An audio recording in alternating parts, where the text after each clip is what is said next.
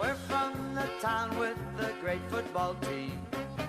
We cheer the Pittsburgh Steelers. Hey guys, welcome to Picksburgh. This is Anthony, and I appreciate you joining me for another episode of Pickin Brains. So this is Paul, Gate City Picker. He's also Gate City Sports Cards. So if you guys haven't seen Paul on YouTube yet, make sure you check him out. I'm going to have both of his links down in the description below. And he's definitely one of those guys that's been around since the very beginning of my channel, and he's always been super supportive. So do me a favor, go over to his channel and show him some love and support. Let him know Picksburgh sent you. I'd appreciate that. Paul, how long have you been doing YouTube for?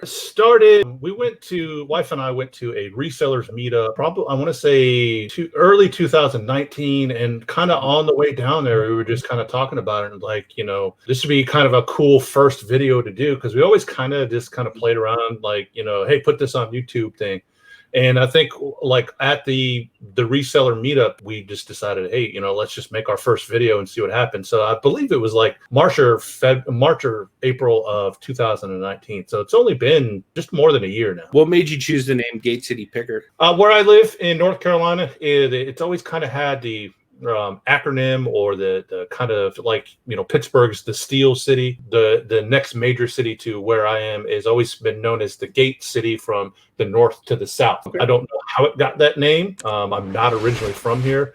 I just know that everywhere you drive around here, it's, you know, Gate City Automotive, Gate City this, or Gate City Laundromat, or there's Gate City just about everything around here. And so it just kind of, you know, took it on like that. You know, it just kind of tie it to an area. And most people from North Carolina, you know, who see that name on YouTube, usually one of the first questions I get is, you know, the name of the town. It's like, hey, are you here? Are you in the Triad, which is kind of the local area? Yeah, that's what I was going to ask is, do you have many people find you and be like, hey, are you from this local region? Yeah, and that's what it is. Yeah, and mostly that's what it is. And there's a few other YouTubers. I don't want to say local, but they are kind of nearby. Thrifty Santa is kind of the closest one. So you guys have had the chance to meet up before? No, I mean, we've always kind of talked about it or something like that. It's like, hey, you know, every time because I think he does lives every once in a while, and you know, or I'll see him on Instagram and he'll say something along the lines of, you know, or one of us will say, hey, we should meet up. Reseller Man is really close to me too. We have been playing that game for a long time of, hey, we should meet up, but we, you know, it always just doesn't work out. One of us is either busy or doing something, you know, when you know, one of us extends the, hey, I'm going to be in your area. So he's about 50 miles, 60 miles, something like that from me. He's over in the triangle area of North Carolina. Okay, cool. How far are you from like the Charlotte area? But same thing, about, you know, 70 miles north of Charlotte. What made you move to North Carolina? I know you're from the West Coast originally. I was born and raised in 15 years in California, Southern California. And then just kind of like that was like 94. So just kind of the economics of the area. My parents just couldn't take it anymore. And you know, my dad had the same job for, you know, 20, 30 years. And the company up and moved to, you know, out of the country. So he kind of bounced around for a while trying to find a new job. And then my mom, who had been employed my entire life, she one day got laid off. They did some strategic planning and praying about it and things like that. And we ended up in North Carolina. Very big culture shock, but you know, I can imagine. So I got here in 94. So I've been here. What's that? I don't even want to try to do the math, but I've been here since 1994. Every person I've ever met that has lived in California, coming to Pennsylvania, where I live at least, they've always talked about how slow the culture and like lifestyle is. Is it feel that way for you moving from Southern California to? Yeah, it was a slower culture. You know, I had preconceived, you know, I don't know if you want to call them stereotypes of, you know, all I'm going to see is cowboys, you know, 10-gallon hats, belt buckles, riding on horses everywhere. And of course, you know, there was very limited places where you see stuff like that. I mean, because, you know, here it's got big cities too and things like that. Yeah, I was telling somebody yesterday, a coworker, we're driving somewhere. Everywhere I grew, where I lived in California, there was always sidewalks. And when I lived here and moved here, I was amazed that there were like roads with no sidewalks. Like that was like one of the weirdest things to like grasp a concept of, like, wait, there's no sidewalks. Where do people walk at? Yeah. Is it just because it's more rural out where you live? Rural and, you know, people, I guess, didn't do a lot of like, I mean, I can remember as a kid, you know, riding 25 miles a day to go somewhere. I mean, riding long distance entrances to go places. And I guess they just didn't do that here. Now there's more sidewalks now, but it was just kind of one of the weirdest cultural things to see is like, wait, there's no sidewalks. There's not a lot of sidewalks. It's just one of those like odd things that you take for granted. Like sidewalks and then don't have sidewalks. And they're like, well, where am I supposed to walk? Very confused. Exactly. I can imagine the culture shock that would be, especially coming from like the city and going into like boonies. You could take a bus everywhere, and then like here it's gotten a whole lot better now. But in the late '90s around here, the buses went like 4 directions. That was it. Now they go all around, but Is your wife from North Carolina? Yep, she is born and raised right here where we live at. And actually, she's from like 10 miles down the road. But yeah, she's from right here, and born and raised here. She's a good old Southern girl, and that's one of the reasons why I love her. Does that mean that you won't be going back to the West Coast anytime soon? The only thing I left there were my grandparents, but they passed. But so I didn't leave anything in California. That's what my parents always say. People ask them the same question. Hey, you ever miss it? And that's kind of the standard answer. I didn't leave anything there. Yeah. The 2 brothers that stayed there, they live here now. My mom has a brother. Yeah, my mom has a brother there and a sister-in-law. I think she's still there, and then their families. But for the most part, our entire family, my dad's entire family is on the East Coast or the Central. Got a lot of family in Ohio and in Indiana. My dad's sister is in Vegas, so that's kind of the next reason or something like that why we would go west. Most of the family is out this way. Your football team moved there too. To Vegas, yeah. Yep. Yeah, I guess you still got a few teams in LA, but other than that, yeah, I can see 2 championship teams in LA. Let's get that right here. I saw this thing this year. Now, if the Raiders win the Super Bowl, I'll be happier than a pig and you know what. But so you'd be a pig and oh, there we go, the classic. Yeah, I figured I'd find a reason to bring that out. I saw this picture on Instagram yesterday, and it made me think of you. It was L.A. Curs, and it was half Dodgers, half the Lakers. I ordered one of those shirts. There's a shirt with it on it, and then matter of fact, it's got that, and then it's got the team photos on each side. Yep. So that one I ordered, and I think I got an email said it's been printed. I don't know when it's going to be shipped yet. That's awesome. Good year for my sports teams. So let me ask you this: what actually got you into collecting sports cards and just like watching sports in general? You've always been a fan? Yeah. One of my earliest memories is sitting with my father watching, I believe it might have been like the 85 Lakers win the championships. One of the earliest memories. One of my fondest memories is when Kirk Gibson hit the home run in game 1 to win. I remember my father being ecstatic about that. So it was just kind of like, that's kind of where like my sports kind of came in. I don't really know where sports card came into. Maybe it was one of those things. My brother, my middle brother, was really big into comic books. So we would go to the comic shop. And then I think one day we realized that there was a sports card shop just like 2 or 3 doors down. It was really close together. And I think I just went in there one day and it just kind of started perusing around. But, that's back when you could buy a pack of cards for 40 cents, Yeah. Back what they call it now is junk wax. But, I have a hard time calling it junk wax because that's what got me into sports cards was that era. Yeah. I see people call it junk wax. There is ways to sell that type of those cards and make pretty decent money on it, but I mean it's hard, but it's a particular way to kind of sell that type of stuff to be able to get a good amount of money for it. What kind of strategies have you seen people making money on junk wax? More than anything else is you could sell junk wax to people who don't collect sports cards. I've found local artists who want to use it for doing art pieces and things like that. I sold a tub of just junk wax. We had bought a lot from Goodwill, the Goodwill online auction. And I'd gone through it, pulled out, some, I've got some of the stuff around, but I pulled out the good cards from it, the stuff that, is pretty good. But that junk wax stuff, I mean, I sold them a whole bin of it for $40, which was more than what I paid for the original lot of cards. Yeah. And they were going to make collages out of it. That's and cool. I had sold some before to a guy who was going to start a vintage shop, and he was going to use them as their price tags. Oh, that's cool. That junk, he was going to put the plastic tube into the clothes and use the sport card as the price tag. That's so I mean, you just kind of have to think outside the box, to sell some of that. And also too, I mean, it's really good. That type of stuff is good to as what I call kind of fluffers in some stuff and be like, sell a card, if you buy, say a Ken Griffey Jr. from the 89 set or series or something like that, you could send them other, Mariners, or something like that. And so people always like to get extras.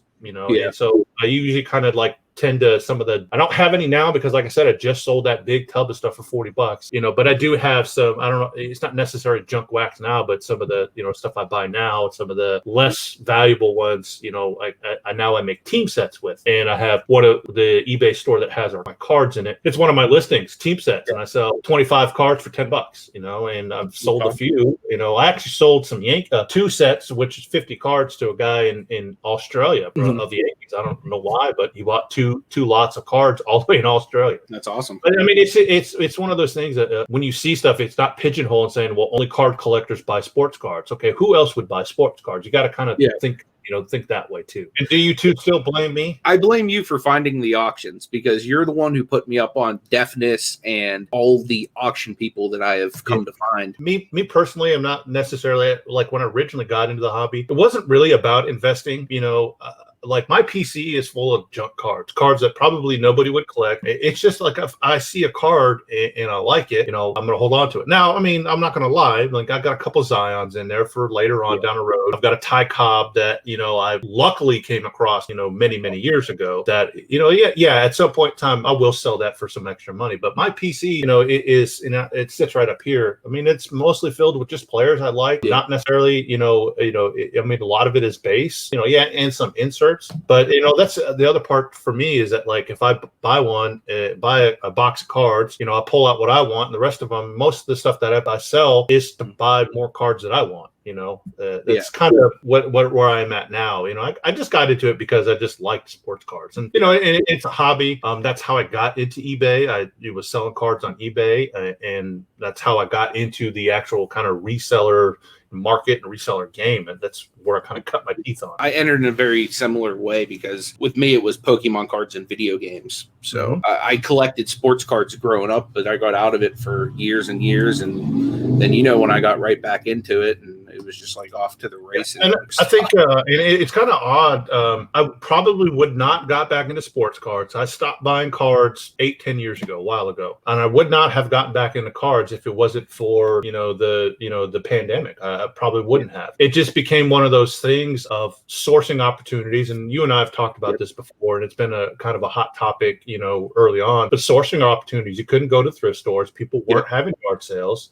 People were afraid to do Facebook or Craigslist or local meetups or to buy and sell things. And one day was kind of like, oh, look at all those cards on the shelf at Target or whatever it was, and just kind of got into doing that, and then going back into some stuff that's been stashed away in storage and things like that. Like I had a box full of stuff that I PC'd way back in when I stopped collecting, and I've probably listed or gotten rid of 3/4 of it, because it just was, it's just a different time now. So, and then I will pull stuff out of my PC and sell it every once in a while. After I'll go through it probably once a month, add to it, take stuff away and things like that.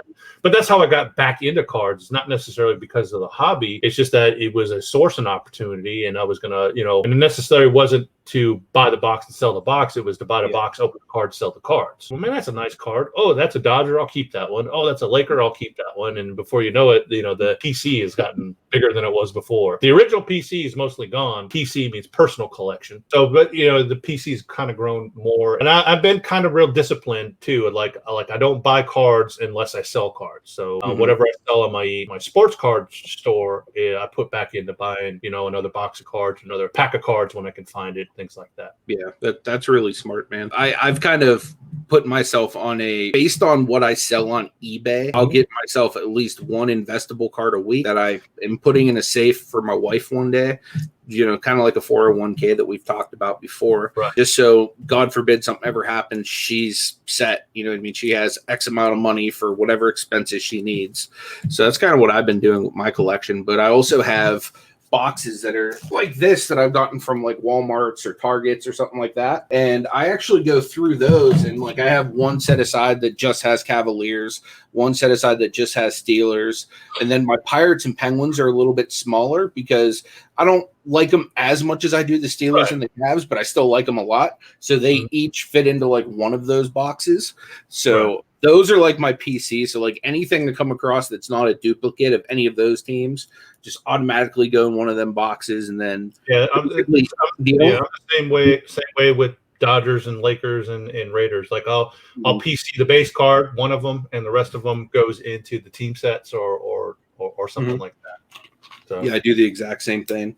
I'll also, like, with certain stuff, like for basketball, since I rip so much of it, I'll collect the rainbow of the players too. Like if it's easily attainable, like when I was ripping all that mosaic, like just we were talking about that Jetty Osman, it was probably because at the time I didn't have the orange one. I'll collect every single variant of that too as I pull them. If I don't get it, no big deal. But just like if somebody's throwing up like a Cavalier lot in an auction or something like that, 9 times out of 10, I'm probably going to buy it because I'll need at least 1 or 2 cards out of it. But other than that, the only other thing I've really been, I would say PCing is just investable cards. So let me ask you this, Paul, like in your opinion, what are some, for people just getting into sports cards, what are some good players to look out for, some good players to buy, and are there any kind of weirder players that you like to collect personally? Weirder players, I mentioned him earlier. I collect Kirk Gibson cards. I will buy, if you put a Kirk Gibson card up, I will buy it. And there are 2 reasons. One, it's one of my fondest memories with my father, and 2, I met him once at a card like show or expose or something like that, and I was a little kid, and I went up to him to get an autograph. He autographed a card which I have lost somewhere, so that's another thing. But like he talked to me for like, I can remember like 10 minutes. Just kind of talk like, hey, what position do you play? At the time I played left field. He's like, yeah, I play left field too. And he would tell me, hey, Mary, work on your feet. And it was just just one of the coolest guys, just to kind of spend, just 10 minutes with the guy. And so ever since then, I've really just kind of collected anything Kirk Gibson. And he played for the Dodgers for a few seasons after he played for Detroit. Like I have like 13 of his rookie cards. Are they valuable? I don't know. I don't care. It's just like he left an impression on me. I met Wally Joyner once, at a church youth gathering or something like that. Yeah. Super nice guy, super cool guy.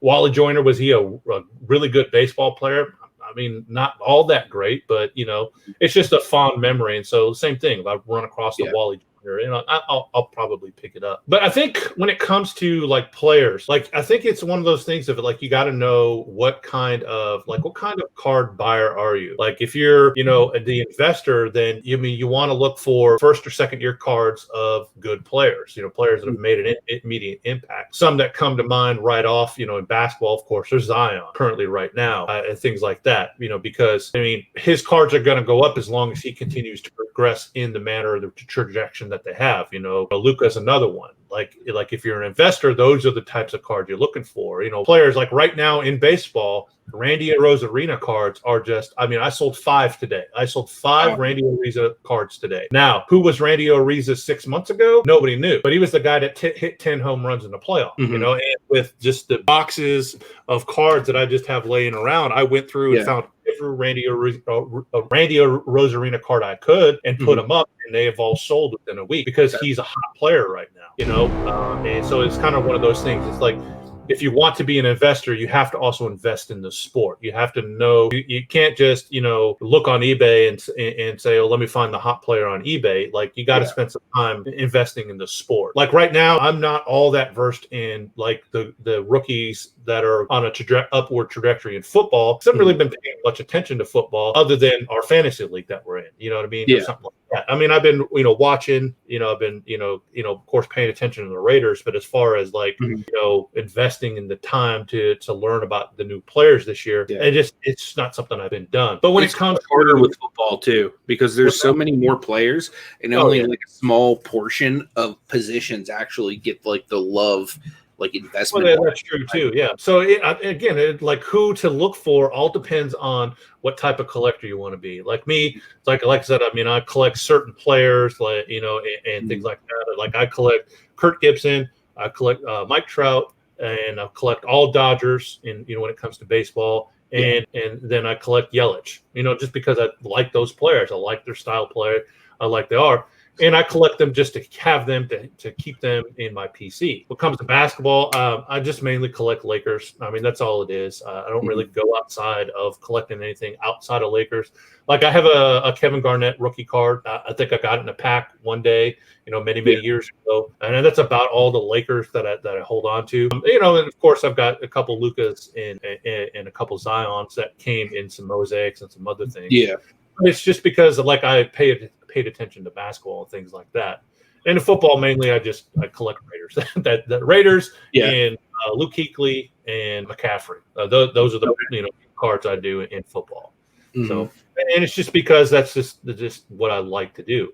So if you're getting into selling, then you got to invest some time into the sport. And I think that's where, when it comes to, to the resellers game, it's the same thing. It's like I don't know much about Pokemon other than to download that app and scan them. Yeah. Now, if I'm at a yard sale and I see, 6 Pokemon laid out, am I going to know that card right there is $1,500 card? No, I'm not going to know that. If I'm going to know that's a 40, because I haven't invested. I don't know the Pokemon names. You know what I mean? Yeah. I don't know anything like that. I would have to invest some time into, the show to learn about the characters and then also to invest some time in learning about the game and how to set up a deck. Same thing with Magic, same thing with Yu-Gi-Oh, all that stuff. Yep. Like it's investing the time. So if you want to get into cards, it's not just cards. You have to invest in the sport too. It's just kind of the way I've always kind of looked at it. Yeah, I know when I first got into selling on eBay, just knowing, like you were saying, the difference between Pokemon and stuff like that, how to set up decks, because I was a pretty avid player too. And just being able to go out and, because a lot of people would treat the trainer cards like they were trash, but the crazy thing is over half the deck is made up of trainer cards. So a lot of those hold tremendous value. Right. And that's the thing is I did buy, I took a risk, a while ago. I bought 2,000, maybe 1,000 Magic the Gathering cards. Got no clue about any of them, but it was like $30 for 1,000 cards. I think it was you probably more than likely, because I would watch the morning show, talk about that app. And so when I saw the posting for it, and I was like, wait a minute, I think I can use this app to scan those cards, paid like $40 for all those cards, and then just spent one evening scanning all those cards. Yeah. And when I started to sell them, I would get these people to, who would buy them and, and say, well, I need this to build my blah, blah, blah type deck. And I'd be like, okay, no clue what you just said, but enjoy your card. You know what I mean? Thanks for the $50 or whatever it was. Mm-hmm. Yeah, the nice thing with those playing card games is a lot of times you can lot them up by 4s too, because most decks can run up to 4 of the exact same card in each deck. So a lot of times when people are out there searching, if they can find them lotted in 4s, they like to have it because it gives them the versatility to be able to play 4 of whatever that card is. And I had figured that out by looking on eBay and seeing that there was always lot of 4. I'm like, okay, there's something to this. And so as I bought a few more, I would, lot them up, and that's kind of what I have. I moved those playing card stuff over all to my sports card things, and I run auctions on those cards over there. And you're right, lots of 4s are, what it's the highest selling Magic cards that I have, other than I guess some of the rare or the I guess they're foils or whatever. In your opinion, what would you say is going to be the future of cards? Because we've been through a lot of ups and downs. I mean, if you think of the 90s where we were at an absolute high and it just kind of bottomed out, do you think we're going to see that again? Do you think we're going to continue to go up? Where do you kind of think the sports card / I guess just collector card market's going to go from here? I think, and I've actually kind of thought about this, and I really hope it doesn't. There's been this kind of online trading card thing, and I really hope it doesn't go there. I like holding a tangible card in my hand. I like looking at the picture. Dan Marino there, by the way. And I like that. You know what I mean? I think, and I have nothing to kind of back up my theory on junk wax where it came from, but I think after the kind of the golden age of sports cards where, the card manufacturers thought, hey, we got something here. They went all in and produced millions and millions and millions of cards. And you would buy boxes of cards for, $40-$50 for a box, and now that same box you can get for $2. You know what I mean? Depending on where it is. So I think they just kind of threw all these cards out there. They wanted to kind of make a bunch of money then, and I think they got greedy. I think cards from the late 90s to about the mid 2000s suffered because of that still, because people got all this is junk now. And so I think cards got a bad name because of the junk wax era, because people would, us card guys would refer to it as junk wax, and then anybody from the outside of that community would automatically think sports card it's all junk, and they wouldn't, and they'd leave it alone, which is good for guys like you and me who could swoop in and buy that type of stuff. Definitely. But as I see like the future of cards, I think we're kind of seeing it now is like there's a lot of subsets within the base sets. You're going to have your base sets. I don't know anybody who collects base sets anymore. It used to be the thing in that junk wax era where you buy packs to build the set, and then once you got the set, you wrapped it up and you stuck it away, hoping it'd be worth a ton of money later. But I don't really know people who buy packs of cards or a box of cards to create the set anymore. It's all trying to get that one rare card, the serialized cards. I remember when relic cards came out, and I remember like that was like the thing. It was like you buy box after box after box to buy a relic card. This is what a relic card is. Anybody that's got some type of patch or something like that in it, this is like a game used or a game worn patch. And then they came out with, I don't know if I've got any right offhand here, auto cards, and so now that too, one of the things that they're doing a lot now is short prints and serialized cards. And I really kind of see if they stay with a tangible in your hand card, that's what we're going to go to. We're going to get a lot more subsets and short prints, which is a shorter print of the original card, and so also serialized or low numbered print cards, like one of 250, one of 99, or something like that. I see that kind of going up on a trajectory too of those subsets with the base set kind of becoming more desirable, and like you said, we were talking about the mosaics with there are 4 different variations of this card, and so I think that's where it is like we're going to get some of that same type of stuff where there's not so much of a focus on the base card anymore. It's going towards the short prints, the inserts, and things like that. And even at that, the inserts are starting to kind of take a back seat to the more short print cards. Exactly. Yeah, I've even started to see that with some of the more modern stuff that's been coming out. For example, like the prices of select cards have been rising just because of the scarcity in the population compared to Prism. You know what I mean? Or the variations, like you were talking about, the different colored cards have been going up in value just because there's, compared to what there was for Luca, there's twice as many Zions this year. So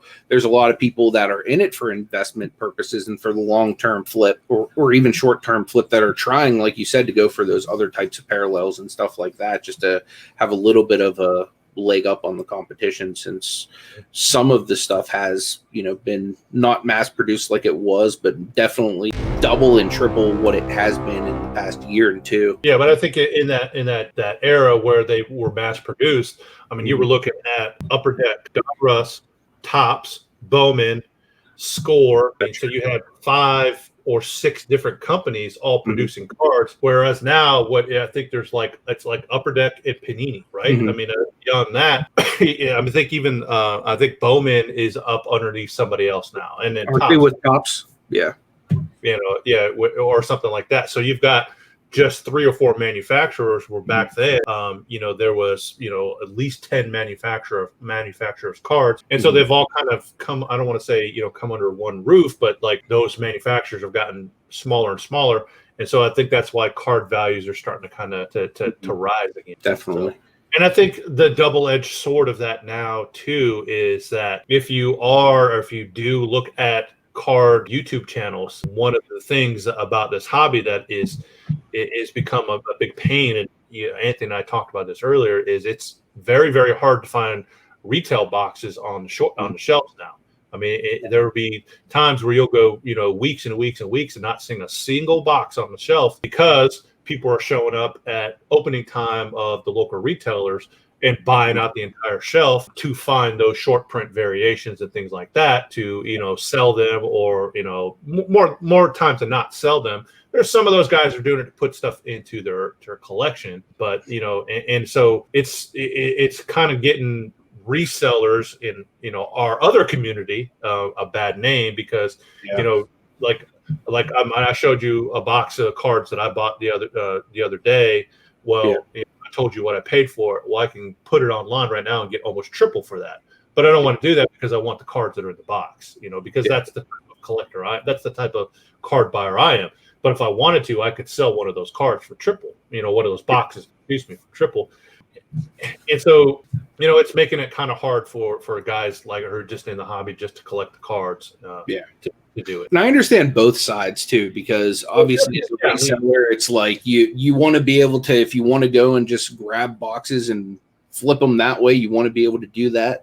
But then as a collector too, you're like, dang, it sucks that I can never find anything. So it's like to the point where my one Walmart, they limit people to 2 of each item when it comes out. And they'll tell you, hey, the person comes and drops off cards this day around this time. So if you can come around then, you're most likely to get cards, since we limit it to 2 per person. So like I went today and, I got cards. So I'm like thankful for some of them having that policy to where I could at least get some cards, once a week, once every 2 weeks or something like that. Whereas like other ones, it's like you're lucky to even see anything more than just an empty box that all of the cards came in. Yeah, I was at Target yesterday, and the only thing that they had was individual packs, solo packs. That was it, and those are like $3 a piece, and I bought 10 of them. There were probably 2 full boxes. The reseller in me wanted to buy them all. Luckily, it was kind of like I have some other stuff that I just haven't got into yet, but it was just they were there, hadn't had any, wasn't anything anything great. I believe it was Absolute, which is not a high desirable card, but still it had some desirability. But yeah, I do see both sides. There's by trade, I'm a reseller. That's what I'm supposed to do. But instead of I just transfer that into, I'll sell cards to be able to buy the cards that I want. So like I'll buy cards and whatever I sell on eBay, I'll usually turn around and spend on eBay to buy the individual cards that I want.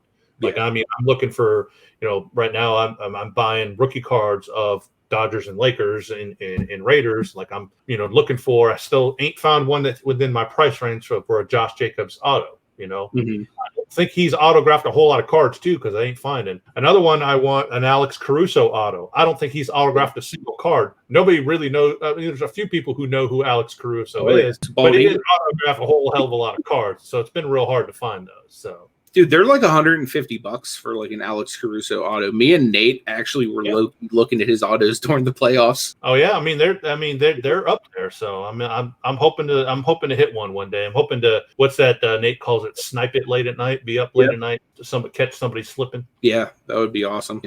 Especially like I've found like anytime after midnight, you can normally find a little bit better of deals. Because my back's always waking me up in the middle of the night. And what I do until I fall back asleep is I just look through eBay and try to find people that have cards expiring at like horrible times where most people are sleeping. And I just go in there and try to get them for myself. And a lot of times I've been able to actually just buy cards on eBay and flip them right back to eBay. I'll go on there. I'll just type in, like PSA 9 or, whatever I'm looking for.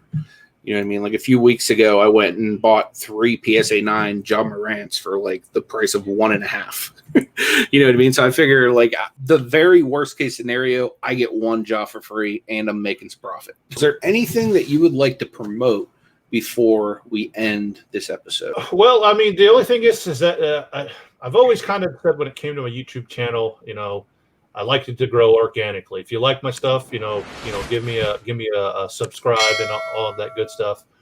And I'm trying to get a whole lot better about putting out videos. Right now, I'm trying to do 1 a week until I catch up to the solds that are more recent, like the what solds I'm doing now or from last month still. And when I get to what I've sold here recently, I'm going to go to try to do a more 3-a-day schedule, like at least a video every 3 days.